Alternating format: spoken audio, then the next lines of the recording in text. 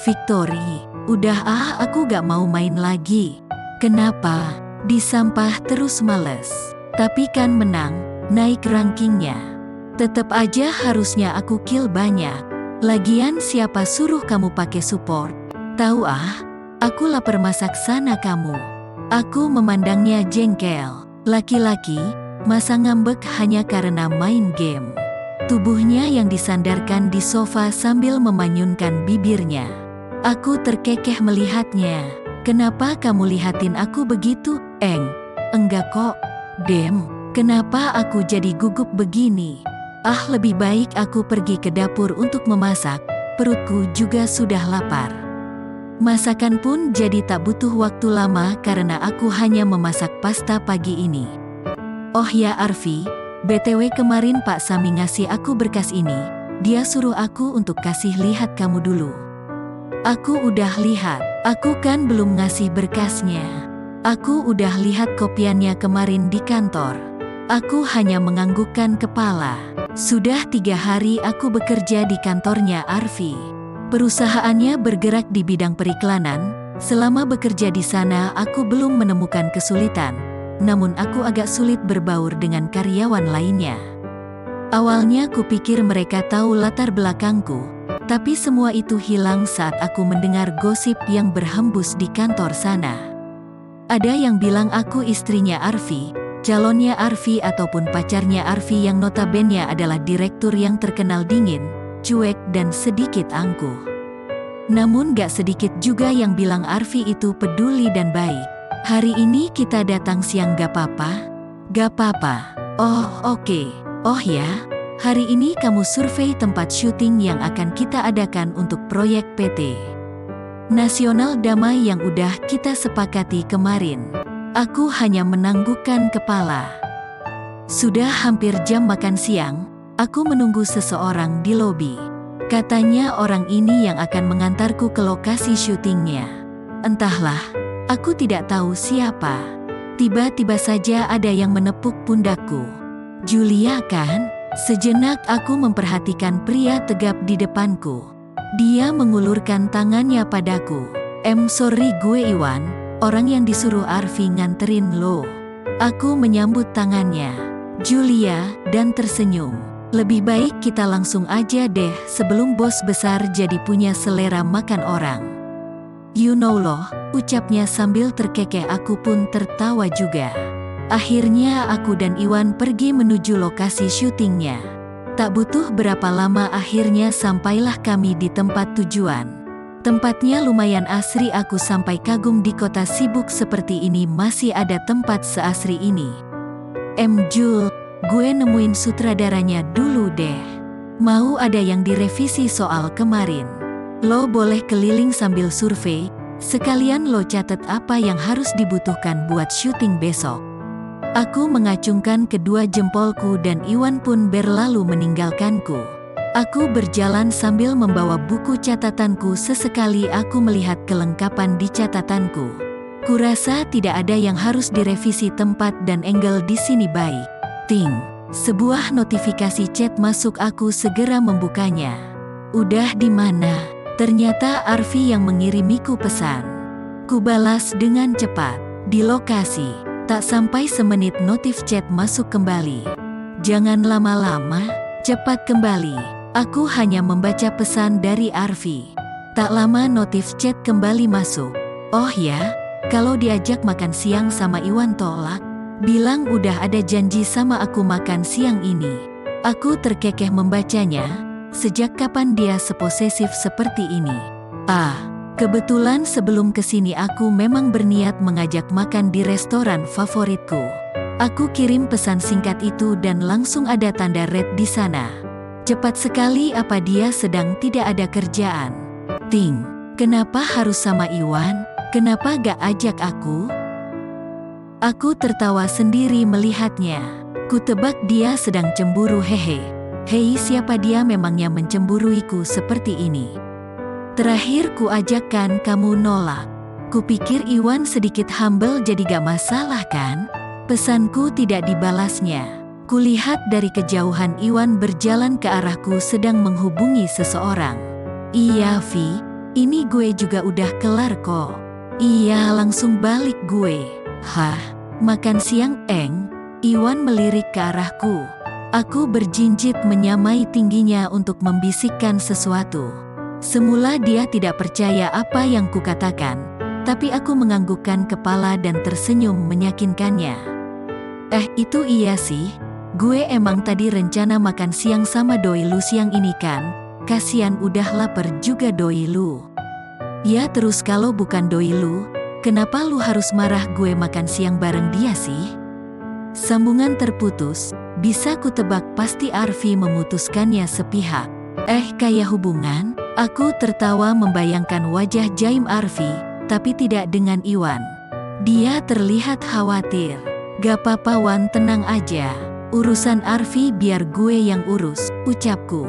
Ya, tapi gue gak enak nih sama Arfi. Gak, palingan dia cuma marah gak bakal sampai dipecat kok lo. Yuk balik. Aku melangkahkan kaki menuju mobilnya Iwan yang diikutin oleh Iwan. Dalam perjalanan balik, tidak ada obrolan di antara kami. Aku sibuk melihat berkas-berkas yang kubawa. Hebat ya, aku lulus SMA aja bisa bekerja di bidang seperti ini dan di kantor sana hanya aku yang paling rendah.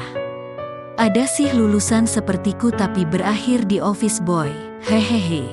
Beruntunglah aku. Sebenarnya mudah saja kerjaku, hanya tinggal melihat daftar hasil meeting Arfi yang sudah disepakati dan aku yang terjun ke lapangannya.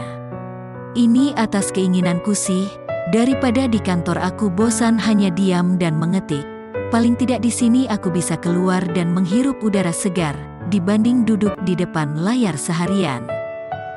Jul, boleh gue nanya sesuatu sama lo? Aku menoleh. Boleh aja asal gak berbau privasi, balasku. Jujur saja aku bukan tipe orang yang suka dikepoin untuk urusan privasi. Arfi gak pernah cerita kalau lo deket sama dia, gak kayak biasanya. Dia selalu cerita apapun sama gue, termasuk ukuran celana dalamnya. Iwan terkekeh mendengar jawabanku. Perlu lo tahu, kita pernah patungan untuk beli celana dalam. Aku membelalakkan mataku, selanjutnya aku tertawa keras, Iwan pun sama. Jadi gimana? Bisa gue tahu ceritanya dari lo gak? Ya lo sering aja sih kalau hal privasi gak perlu lo ceritain, ucap Iwan sambil fokus ke depan. Jujur aku bingung harus cerita seperti apa. Jika aku jujur, itu memalukan. Bukan cuma itu, Arfi juga akan marah pastinya. Well, gue sama Arfi gak sengaja ketemu aja di sebuah klub gitu. Klub? Aku menganggukkan kepala. Semenjak dikhianatin pacarnya, dia gak pernah lagi gue denger pergi ke klub. Aku mengertikkan dahiku. Pacarnya, Farin. Iwan menoleh padaku cepat dan menganggukkan kepala. Jadi benar wanita yang datang itu pernah menjalin hubungan sama Arfi. Gue cuma heran aja. Gak biasanya Arfi seantusias begini sama orang baru. Kecuali, ucap Iwan menggantung. Apa? Aku menoleh pada Iwan dan dia tersenyum penuh arti. Kecuali dia suka sama lo. Aku mengalihkan pandanganku ke depan mencoba menampik semua apa yang diucapkan Iwan. Aku belum siap jika itu terjadi. Hatiku bergembira jika memang itu benar, tapi pikiranku tidak sejalan dengan hatiku. Tidak, dia tidak boleh jatuh hati padaku secepat ini. Aku wanita kotor, dan dia adalah pria penuh kebaikan di hatinya. Tapi tidak bisa dipungkiri aku ingin terus bersamanya. Oh Tuhan, apa yang harus aku lakukan? Lama berkutat dengan pikiranku, tak terasa mobil Iwan sudah memasuki area kantorku lagi. Aku turun di lobi dan segera kembali ke ruanganku, sedangkan Iwan dia memarkirkan mobilnya di basement. Permisi, aku menyembulkan kepala di balik pintu. Masuk, ini daftar yang kemarin kamu buat. Aku udah survei dan gak ada yang perlu direvisi. Arfi menerima berkasku dan mengeceknya kembali. Bagus, terima kasih, kamu bisa keluar Ci. Aku langsung berbalik dan melangkah keluar. Saat akan keluar, pintu terbuka dan seorang wanita berjalan terburu-buru hingga menabrakku. "Hei, ngapain di belakang pintu? Ganggu aja." Ingin ku sumpel mulutnya menggunakan hesku. Aku segera menyingkir tanpa mau berdebat dengan wanita gila ini. "Baby, aku kangen tahu." Tubuhku membeku, kakiku tiba-tiba tidak mau melangkah dari sana. Dia bilang apa? "Baby." Aku menoleh ke belakang, pandangan yang ku dapat sungguh memilukan. Ada apa denganku? Kenapa ini? Harusnya itu baik dan normal, bukan? Bukankah tadi aku yang tidak ingin membiarkan diriku jatuh hati padanya? Tapi sekarang dadaku sesak melihat wanita tadi melingkarkan tangannya di pinggang Arfi. Arfi tidak menggubris wanita di sebelahnya, tapi tidak juga menolak perlakuan wanita tersebut. Kuputuskan melangkah keluar dan menutup pintu itu. Kulangkahkan kakiku menuju toilet. Ku percepat langkahku menghiraukan orang-orang yang menatapku aneh. Mataku memanas, kurasa akan ada sesuatu keluar dari sana. Di toilet ku sandarkan tubuhku pada dinding di salah satu bilik toilet. Aku memejamkan mataku sekuat tenaga untuk tidak mengeluarkan cairan bening. Tapi bayang-bayang perlakuan wanita barusan sangat jelas dalam pikiranku. Pertanyaan dalam diriku terus menjalar ke seluruh pikiranku. Ada apa denganku? Dan siapa aku? Kakiku bergetar, tak lagi sanggup menopang berat tubuhku. Kurasakan pipiku basah. Aku menangis. Sudah seminggu sejak kejadian itu, aku menyibukkan diriku dengan pekerjaan. Di apartemen pun sama. Aku hanya melakukan seperti yang biasa kulakukan. Memasak saat kami pulang bekerja, merapihkan ruang tamu dan kamar tidur. Selebihnya aku hanya menyibukkan diri. Begitu juga dengan Arfi, dia terlihat acuh dengan perubahan sikapku. "Dasar gak peka." Ting, sebuah pesan masuk. Ku lihat ponselku. Rupanya Iwan mengirimiku pesan, "Gak usah sibuk banget, Bu. Ini udah malam." Aku tersenyum membacanya, segera ku balas pesannya. Ini bukan sibuk, tapi menyibukkan diri namanya. Wakak, tak lama kembali masuk pesan di ponselku. Tahu deh yang dicuekin dan tak terbalas. Aku lama-lama kesal ya dengan orang ini. Lama kami saling bertukar pesan, akhirnya kuputuskan untuk pergi tidur. Kulihat sofa tempat Arfi biasa tidur. Entah kenapa rasanya sulit sekali untuk tidak menaruh perhatian padanya. Aku gelengkan kepalaku cepat, membuang semua pikiranku, berusaha meyakinkan hatiku bahwa aku hanya ditolongnya, bukan berarti dia menginginkanku dalam hidupnya. Tak lama aku pun tertidur seperti biasa. Di pagi ini aku memasak sarapan dan menyajikannya di meja makan. Tanpa menunggu Arfi, aku langsung menyantap sarapanku. "Selama seminggu ini kamu bersikap aneh. Gak biasanya kamu diam." Aku menoleh pada Arfi yang sedang membenarkan posisi dasinya. "Aku cuma kecapean. Kalau mau bisa ambil cuti dan istirahat beberapa hari." "Gak perlu. Masih banyak yang harus aku handle. Ada Iwan sama Sani yang bisa handle kerjaan kamu kalau kamu cuti." Aku terbiasa tanggung jawab. Aku menjawabnya dengan dingin dan singkat. Dan dia hanya memperhatikanku. Aku masih acuh dan terus memakan makananku. "Kamu kenapa? Ada yang salah?" "Gak ada yang salah, Arfi." Aku segera beranjak dari dudukku. Tapi tanganku tertahan. "Ini bukan kamu. Hanya ada dua. Pertama kerjaan, kedua aku." Aku mengeritkan dahiku dan menatapnya datar. Dia mengambil ponselnya dan menghubungi seseorang. "Sani, tolong bilang sama Pak Iwan saya dan Bu Julia tidak bisa hadir, ada urusan keluarga." "Baik, terima kasih." Arfi menatapku kembali. Apa-apaan sih dia ini, selalu menggunakan alasan seolah aku juga terlibat di dalamnya. "Satu hari ini aku ingin menghabiskan waktu sama kamu. Ganti baju kamu." "Arfi, nggak gini." "Apanya?" "Aku mau nanya sama kamu." "Silahkan." Aku menarik nafas dalamku. "Yakin gak marah?" "Ya." "Siapa Farin dan siapa wanita yang seminggu lalu datang ke kantor?" Arfi menatapku datar. Dia itu yang namanya Farin, mantan kekasihku.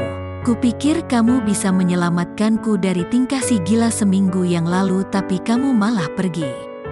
Emang dia apain kamu? Tanyaku antusias. Dia memelukku. Aku berusaha mengacuhkannya, tapi dia menggodaku terus. Akhirnya aku harus meninggalkannya di ruanganku untuk waktu yang lama. Kamu gak lagi bohong kan? Kalau aku berbohong tentu kamu kemarin pulang sendiri dan aku lebih memilih check-in di hotel bersamanya. Oh, aku mengerti yang dimaksud menggodanya. Aku diam sesaat. Aku teringat sesuatu dan mengambil dompetku untuk mengambil sesuatu di dalamnya. Siapa dia? Kutunjukkan sebuah foto pada Arfi. Arfi diam memandang foto itu lalu tersenyum. Dia Moza. Dia kekasihku. Dulu, jawabnya. Dulu, apa yang terjadi padanya? Tuhan lebih sayang padanya. Arfi memalingkan wajahnya ke depan. Aku masih diam menatapnya. Aku sangat mencintainya. Aku masih mengingat senyumnya. Dia yang berharga bagiku. 3 tahun lalu aku masih bahagia bersamanya. Arfi meraih foto itu dan melihatnya. Suasana menjadi melow begini. Aku mendekat padanya dan mengelus punggung tangannya. Dan saat aku bertemu denganmu di klub, kupikir kamu itu dia. Wajah kalian sangat mirip. Entah dorongan dari mana aku merasa perlu melakukan sesuatu untukmu. Dan itulah yang kulakukan pada malam itu. Aku masih diam mendengar ceritanya, tanpa berniat mengeluarkan suara sedikitpun. Hei Julia. Kamu pernah bilang kan mau membalas apa yang aku perbuat untukmu? Tanyanya menoleh padaku. Apa yang perlu kulakukan? Arfi menatapku lekat. Dapat ku lihat matanya yang kecoklatan itu. Bantu aku untuk melupakan masa laluku. Ku yakin kamu bisa. Hanya karena melihatmu aku hampir, ucapnya menggantung. Aku pernah memiliki hubungan dengan wanita lain, tapi itu gak bikin aku lupa dengannya. Tapi selama bersamamu, aku hampir tidak pernah lagi merenung di malam hari. Ia mengelus pipiku. Kami saling pandang. Mau kan? Tanyanya lagi. Aku hanya menganggukkan kepala. Entah gimana aku kehabisan kata-kata. Menatapnya sedekat ini membuatku sulit mengungkapkan sesuatu. Aku seperti terhipnotis dan waktu berlalu sangat lama. Ia mengelus pipiku dan memajukan wajahnya mendekati wajahku. Dengan jarak sedekat ini, aku bisa merasakan hembusan nafasnya. Wajahnya semakin dekat dengan wajahku dan dia menciumku sekilas lalu tersenyum. Terima kasih, bisiknya. Aku masih belum bisa mengartikan apapun di sini. Yang kutahu Arfi barusan mencium bibirku. Kemarin dia meleburkan hatiku. Dan kini dia membuat dadaku penuh dengan kupu-kupu. Oh Tuhan, kenapa semudah itu dia melakukannya, membuatku melayang lalu menjatuhkannya? Atau aku yang terlalu mengaguminya? Entahlah, aku tidak mengerti semua itu. Ku biarkan semuanya berjalan sesuai takdir yang ada.